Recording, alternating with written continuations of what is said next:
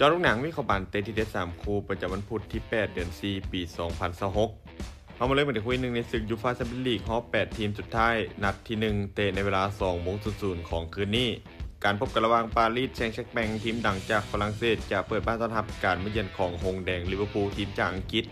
ปารีสจะบ้านในฟอร์มในช่วงหลังที่ค่อนข้างดีโดยเก็บชัยชนะได้4นัดติดต่อกันในทุกรายการเกมบุกของพวกเขาถือว่ามีความจัดจ้านการเล่นในบ้านถือว่ายิงอันตราย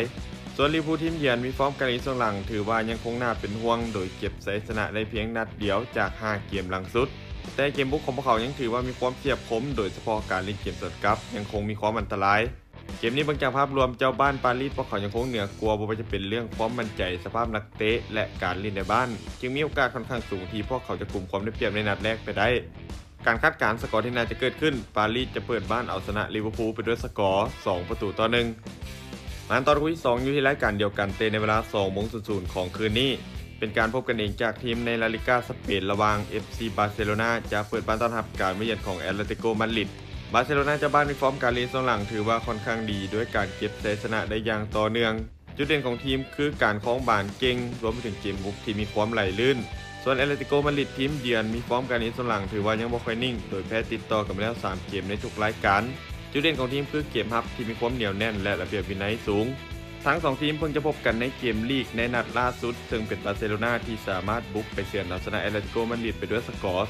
2-1เมืองจากภาพรวมในเกมนี้ยังคงเป็นบาร์เซโลนาเจ้าบ้านที่ดูเหนือกว่าบ่ว่าจะเป็นเรื่องความมั่นใจและฟอร์มการเล่นการคาดการณ์สกอร์ที่น่าจะเกิดขึ้นบาร์เซโลนาจะเปิดบ้านเอาชนะแอตเลติโกมาดริดไปด้วยสกอร์2-0นัดตอนคู่ที่3ในศึกยูโรปาลีกเตะในเวลา 23:45ของคืนนี้การพบกันระหว่างบาก้าทีมจากโปรตุเกสจะเปิดบ้านต้อนรับการมาเยือนของเรอัลเบติสทีมจากลาลิก้าสเปนบาก้ามีฟอร์มการเล่นช่วงหลังที่ยังขึ้นลงแต่การเล่นในบ้านของพวกเขาถือว่าแข็งแกร่งพอสมควรส่วนเรอัลเบติสมีฟอร์มการเล่นดีแทบจะบ่ต่างกันแต่ยังคงมีลุ้นให้เห็นในบางเกมจุดเด่นของทีมคือเกมรับที่มีระเบียบวินัยค่อนข้างสูง